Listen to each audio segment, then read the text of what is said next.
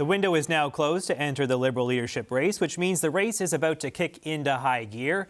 These 7 contenders say they've submitted their paperwork and the initial $50,000 deposit by 5 p.m. yesterday. We won't get confirmation from the party for another few days as to who's officially in. In the meantime, the main contenders are getting to work and distancing themselves from the Trudeau government. When people tell you something, you have to listen. And I will say, our party hasn't been good enough at that. That has to change. I think we have to be honest about the fact that Canadians have lost trust in our party. And part of it is because I don't think we responded to the issues that they were telling us mattered to them. We can put this economy back on track. As a team, it's not just about me, it's very much as a team, put the Canadian economy back on track. Above that, to build the strongest economy in the G7. Conservatives have pounced on each of those campaigns, saying they're just like Justin. They're also accusing Mark Carney of hiding from public scrutiny. A week after launching his campaign, and longer than that after going on American TV to soft launch his campaign, we have heard absolutely nothing. Zero. Crickets from this man about what he would do as Prime Minister. Where's Waldo? Where's Waldo? Where is carbon tax, cocktail, canapé, Carney in Ottawa? A lot of alliteration in that one. It's time to bring in our party insiders. Greg McEachran is a former Liberal ministerial staffer. Fred Delory is a former Conservative campaign manager. And Melanie Richer is a former communications director for the NDP. Hey, guys. Hey. Happy Friday. Thanks for coming on. Happy Friday. Greg, I'll start with you on this one. I'm looking at the endorsement count. It's ticking up for Mark Carney. I think we're at 46 MPs now who have decided to back his campaign. Chrystia Freeland, she's at 26. So fairly sizable lead there for Carney. Is this race over before it's even begun? I don't think you can look at caucus endorsements the same way you would during a normal leadership. And there's been lots of times where candidates have had lots of caucus endorsements and it doesn't really mean anything, especially back in the days of delegated conventions. But I do think it is interesting because of the short timetable. I think a lot of Liberal MPs, the ones I talk to, are being, Liberals are supposed to be very pragmatic. They're being very pragmatic on this. They're seeing how quickly they can hit the ground running. We know what the timetable of Parliament looks like. And they're doing the work. Michelle Rempel, I found that clip kind of interesting. There's a clip that CBC has a couple of weeks ago where she literally ran out of a room to avoid one of your producers. Last year, the Hill Times wanted to chat with her about her views on the current leader of the Conservatives with his views on gay, lesbian, trans rights, and she ran away. So that's who they're putting out there. I think that the MP endorsements, one of the things it really does do, there was an interesting day last week where the Carney campaign rolled out 4 in a row, starting early in the morning. It looked super professional. I think it again, we've got a lot of oxygen being consumed in political news by that. And, obviously the Liberals like that. And the Conservatives look a little rattled by it. Yeah, and they're like purposely staggering the endorsements, right? Kind of drip, drip, drip. And so all the press and the public are like, hey, okay, there's some momentum here, right? That's obviously a strategy of theirs to hold back some people, I think.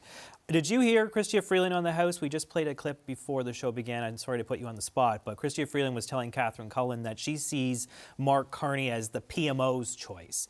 That, PMO is lining up behind Mark Carney, trying to paint him, I guess, as sort of the ultimate insider. Yeah. What do you make of that strategy?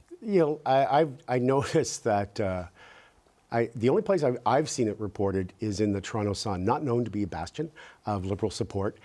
So I directly asked 2 very senior people in PMO, are you allowed to be involved? And they said directly, no, there was a conversation. If you don't want to be involved, then tell us. Or you want to be involved in a campaign, tell us, and we will, you're either going to have to move out or you're going to move on. That doesn't mean that people aren't behind the scenes, giving advice, things like that. But they have set this up for themselves. So if someone from the PMO is caught, and they have said they're not allowed, so they've set this marker themselves. So again, I directly asked this, they said no, no one's being involved. I think it may be convenient in terms for Chrystia Freeland, in light of how she departed cabinet, that might fit the narrative, but I don't think it fits the reality. Mel, what do you make of so many cabinet ministers lining up behind Mark Carney. I mean, they work with Chrystia Freeland for years, many of these people. They know her well. I'm sure they're on friendly terms.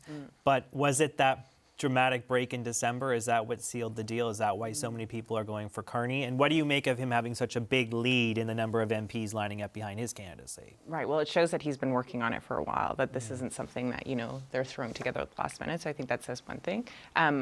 I'm a big believer, and particularly as it relates to caucus, but a big believer that when you're taking punches at yourself, you're taking punches at yourself, right? So I think it'll probably be hard for those other cabinet ministers to, unless they were with Chrystia Freeland and asking her to do what she did, it'll be pretty hard to kind of forgive that because they suffered because of that. The Liberal brand suffered because of that, and therefore candidates in the next election under the Liberal brand will suffer because of that. So I can appreciate why it's hard to come around. It's also kind of funny, you said she's trying to make Mark Carney the PMO's choice. You were the PMO's right hand until like a few weeks ago.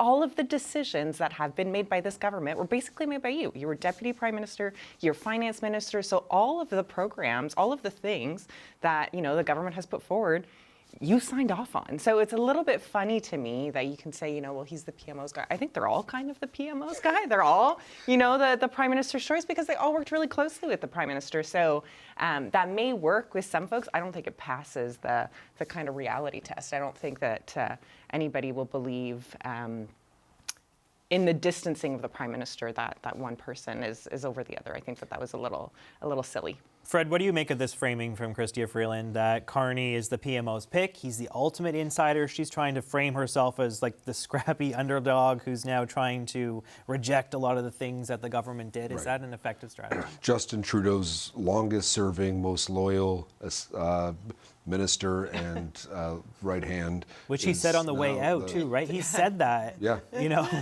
Look, both of them are running very strange strategies on this. She is the anti-liberal who's against everything that she did, and Mark Carney is running as an insider. He is hugging every single Liberal cabinet minister he can find and say, yeah, I agree with you. You had Stephen Guilbeault, who, this is a leadership race where every single riding is worth 100 points. And Western Canada is 1/3 of the votes. And Stephen Guilbeault is, Mr. Carbon Tax, Mr. Shut Down the Oil Industry, is now praising Mark Carney. And to me, it's a strange strategy that they're all running from who they should be running from. If I was Mark Carney, I would be trying to run an outsider campaign. I'm coming in, I'm going to make changes, I'm going to bring the change Canada needs. I have a great background in economics. I'm Bank of Canada, Bank of England that I led. Instead, he's hugging this Trudeau cabinet as if, he's, from what I see, he's Justin Trudeau without the charisma. On the Guilbeault thing, I think this is one of those things where ROC, Rest of Canada, does not have a great understanding sometimes of Quebec. And I remember back on a lot of the environmental policies, preparing for one of these panels, and someone saying to me, there's an old beer ad, those who like it a lot. Those who like Guilbeault, they like his policies, they like them a lot. And he's very popular in Quebec. Any riding that has a university, any riding that has a cultural community, and even some ones that you wouldn't normally think of, but he is popular in those. So I get what you're saying. If I lived in Alberta, I would wonder, that seems like a strange strategy. But if you live in Quebec and you see that, and the environment is important to you, cultural, French rights are important to you, you see that endorsement, that was a good thing for Mark Carney in Quebec. Yeah, look, status quo for Mark Carney, if that's what he wants to be, the continuation of Justin Trudeau, that's fine. Fred, can I just ask you about that Michelle Rempel-Garner clip? We don't see her camped outside a Chrystia Freeland event. They're not necessarily trying to find her and try to get her to answer questions, and they're not necessarily worried about what she's doing and what she's saying. A lot of Conservatives seem to be very concerned about Mark Carney. They wanted him to talk. They're, pressuring us to ask questions to him. Conservatives are running a bunch of, digital attack ads against him, using all their pet names for him. One of their spokespeople said to me today he will be PM in a few short weeks. They think that he's got this locked up. What is this all about? Are they just worried about him? They think that he is the most of a threat to Pierre Poilievre? You used the word concern. It's not concern. They're aware. They know. Conservatives have been talking about it for a year. Mark Carney is going to be the replacement of Justin Trudeau. That's been the plan.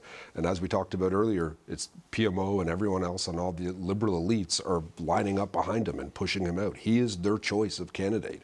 He is going to be the leader of the Liberal Party. This is a party, like if Mark Carney, he's not talking to, he's disappeared since he launched, right? He's not talking to Liberal members. He doesn't seem to be talking to Canadians. He's talking to Liberal cabinet minister and elites. That's not and true. What he's doing. Look, I got a call from Mark Carney, and I am neutral. A Liberal elite. You're a TV guy. Come on. I'm such a Okay, great. We come from the same place. We're love you, not. brother, Yeah, you but- call me elite. I'm calling your dad. On this. Look, and everyone wants your spot. But I think that what the Conservatives wanted, what Poilievre wanted, was to have a carbon tax election against Justin Trudeau. And now he's going to have neither one of those, and he starts talking about trans rights.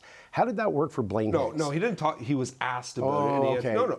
Was he not? He was asked. No, but this was not something. well, maybe you should do more interviews. He'll get better at Talk them. about carbon tax. The number one issue that's dominating when it comes to any policy the Liberal leadership are talking about is carbon tax. They're all running from it. They're all running into the corners. Yeah, but pretending you that guys, it's- you and ran a saying they're gonna campaign. repack You it. ran a campaign for Aaron O'Toole that all 119 MPs, Conservative MPs that were elected in 2021, ran on a carbon tax, and they flipped on it.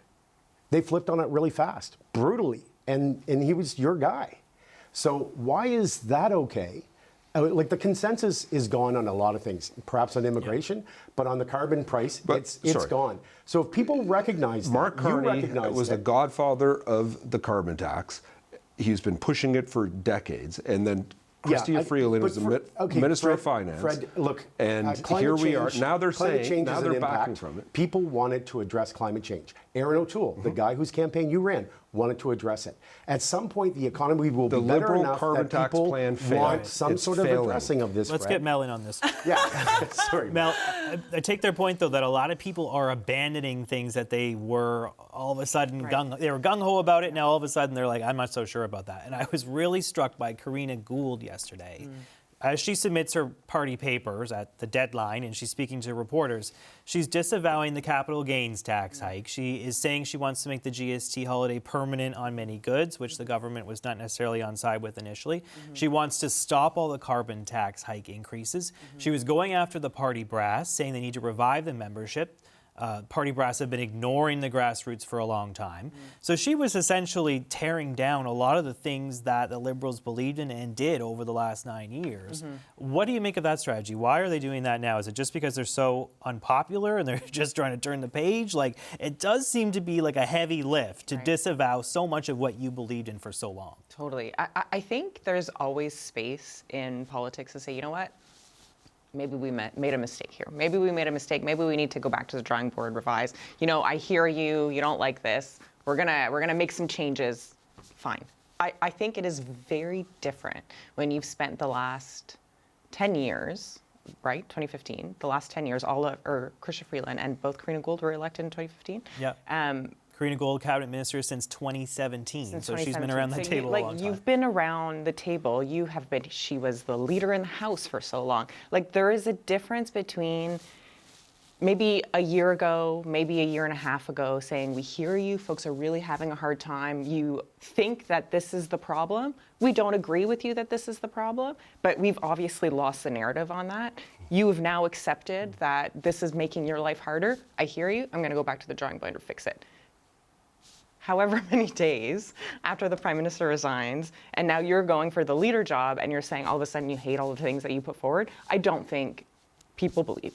That's two very, very different things, right? If they had, been publicly saying they're not sure about this, or even publicly when concerns were raised, I remember, Minister Freeland, it's just the response was always, oh, well, things are so much better here than everywhere else, right? There was no meeting of, I hear you, maybe we'll take a look at that. I still believe that we're going to do this, but maybe we'll take a look at it. It was always, nope, these are all the best things. So to now do a complete 180, I don't buy it. I don't think a lot of folks will buy it, but like the job right now is for Liberal members. It's not for everyday Canadians. So we'll see how that goes first with those members, and then, we'll see how that tests with regular folks who don't have a party card in a few months. I want to talk about the debates, Fred, too. I don't know if you saw it today. Chrystia Freeland put out this statement saying she wants to have 4 debates, 2 in English, 2 in French, essentially challenging Carney to do 2 more than what the party is going to mandate they do.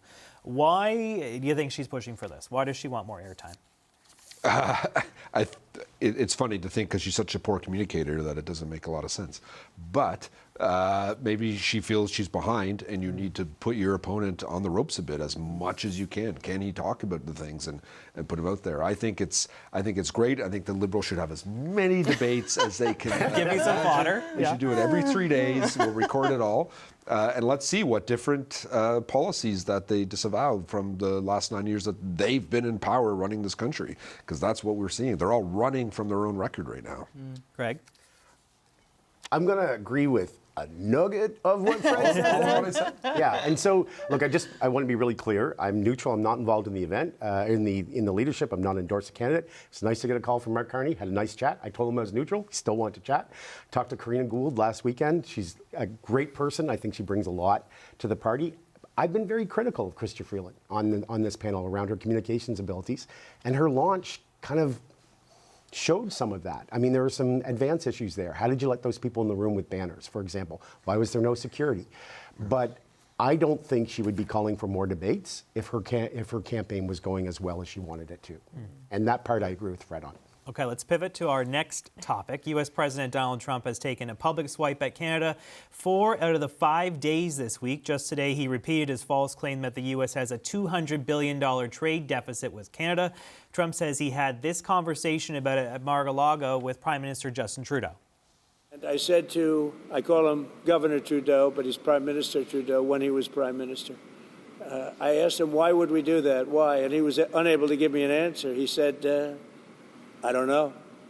And I said, do you think it's fair that we're paying $200 billion to keep Canada going? And what would happen, I asked him, what would happen if we didn't do that, if we didn't subsidize Canada? He said, we'd be a failed nation. And I said, then you should be a state. Because why are we paying all of that money to Canada when, we could use it ourselves? Mel, he's just not letting up on this. Like, it is happening every day. He's raising the 51st state thing. He's slamming us. What do we do about this as a country? Like, at what point do you sound the alarm and start to panic? Right. I don't know if it's start to panic, but definitely take it seriously and start to figure out what the heck you're going to be doing. I think is super important. It's funny. I was speaking to folks south of the border who are in Washington who do, our jobs, but down there, and was asking them, what do you think of this? Because we're not having fun. Not only are we not having fun, but we're starting to get pissed off a little bit. And we're friendly, but we're not that friendly. So I can appreciate why folks feel like there is not a plan, or we're not seeing a plan, and the fact that he continues to say this every day is maybe frightening is a good word, because it would have a massive impact on Canadians, our jobs, our economy, everything. But the one point that I took from those conversations was he's going to say something every day, and he's going to say it to shock and to awe and to get us to freak out. So I'm trying to listen to all of the things that he says, and he's trolling me. I'm not going to take the bait. I'm going to, my mom always tells me to be the bigger person, so I'm going to be the bigger person. But that being said, I think folks need to hear from their elected officials of we're not going to just roll over and let this guy do whatever we want. Not in a way that it's like, we're coming for you, President Trump, whatever, but in a way that says, hard no, and this is what we're going to do. So I think for the first time, in a long time, and it may be pissed off some Liberals or not Liberals, we saw the Prime Minister this week kind of saying, President Trump has a choice. He can either deal with us, or he can deal with China, he can deal with Russia, and he can deal with Venezuela. I thought that was quite strong when he's talking about, security, when he's talking about a reliable partner. I think that those were some interesting messages. I also think we just need to talk to folks around him, and we need to talk to those state representatives, and we can go province to state for that too. But I'm trying to remind myself not to react to those things, because they're right. We saw it for 4 years. He's going to say things to provoke people, but on the same side, Canadians need to hear that the people that represent them are going to take this seriously, and they have a plan, and they're going to be foot forward and proactive, and not just reactive to everything he says. Fred, what should Pierre Poilievre do with this situation? We haven't heard a ton from him on this issue. You know, he did release a statement this week saying he supports retaliatory tariffs in some form. He didn't get into the nitty-gritty about whether he wants dollar for dollar or if we should hold back our oil, although he's kind of said he's not interested in that avenue. What would you say to him if you're counseling him? How do you respond to Trump as the Conservative leader, as the potential Prime Minister in a few months' time? Well, look, Premier Trump has done a lot of... Nicely played. He's said a lot of aggressive things, but we haven't actually seen what he's going to do.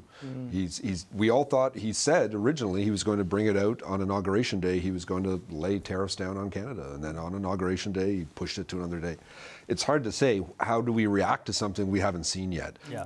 So I think Poilievre and his team are obviously, if I was counseling them, I'd be get ready for it and to figure out how you're going to do this. But what we need is actually federal leadership that is absent, and it's insane to me, and I keep bringing this up, the fact that we have a lame duck government right now. We're in a Liberal leadership race. Instead of figuring out how we're going to deal with this issue, we should have an election. Trudeau should have called this election last fall, and if he believed in what he was doing, and he claimed to then, he should have gone to the people, and then we can be in a position. And that's why Ontario should go soon. We need a government that could deal with President Trump over the next 4 years, and we don't have that. Greg, our friend David Coletto at Abacus Data had an interesting note out this morning talking about the political risks of Poilievre when it comes to Trump, because Poilievre has to juggle his supporters, some of whom don't mind Trump and like what he's doing and like his messaging. But Poilievre also has to appeal to the vast majority of Canadians who are anxious, who are worried, who are scared about tariffs and the damage to our economy.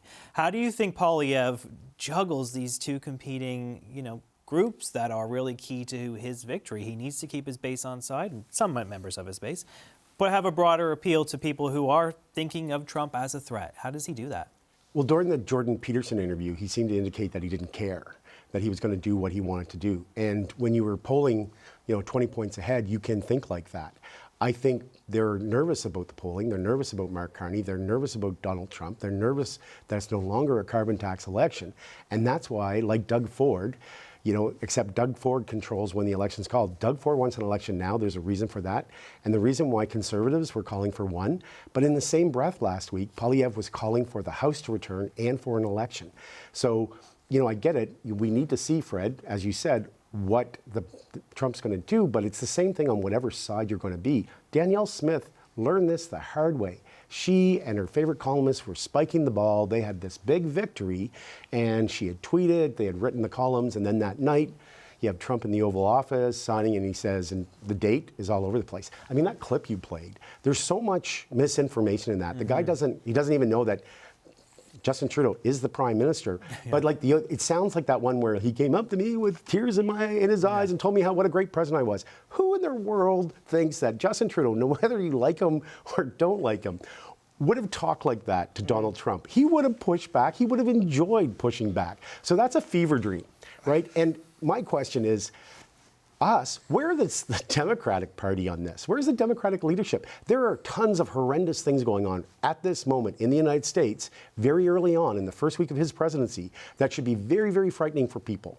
And I don't see any leadership on the Democratic side pushing back against this man. And that is incredibly frightening. Yeah. While we're talking about Doug Ford, sorry, unless you wanted to add something there, did you? No. Okay. While we're talking about Doug Ford, let's get into that discussion, shall we? We have a little clip. Let's play it. Hopefully, it's not lined up. We will be calling the election next Wednesday. I'll be seeing the Lieutenant Governor on Tuesday. We need a mandate from the people to fight against Donald Trump's tariffs. So, Fred, why are they going? Obviously, they're riding high in the polls. They've got this tariff threat. Is it just a cynical ploy to win government back, or do you think he really needs to go to the people? This is a serious issue we're facing right now. 40% of Ontario's GDP is based on U.S. trade. These tariffs come in, it could wreck the Ontario economy if we don't go in there. Doug Ford, his mandate runs out within the year. He needs to go back A to little the bit more people. than a year, my friend. Yeah. Oh, sorry, a year and a month. I don't know what it is. June. But it's June about 26th. going. It's about going now and getting the mandate from the people. He has to make bold, long-term decisions. It can't be. It's not a 6-month plan, a year-long plan.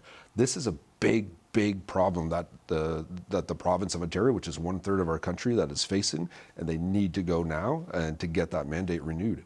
Mel, what do you make of going so early?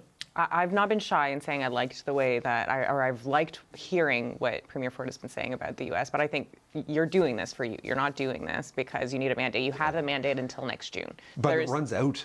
But you still have the opportunity to ask for the mandate You need then. to implement I think it's the totally programs that you do. self-serving. It's not. And more than just self-serving, this is the deadline that we've now gotten is February 1st and April 1st, which means if you're going to an election, you're gone until March. You're not coming back in the House until March. So you're missing that whole opportunity to actually have this conversation. No, you need the programs to reinforce, to put the support in on what happens after these tariffs come in. That's what the province of Ontario can do. The federal government will deal with negotiating the U.S. Why does he need an election for that? He's got a majority. Because his mandate runs out not that long from now, and he needs to put long-term June plans. 2026 is not tomorrow, Fred.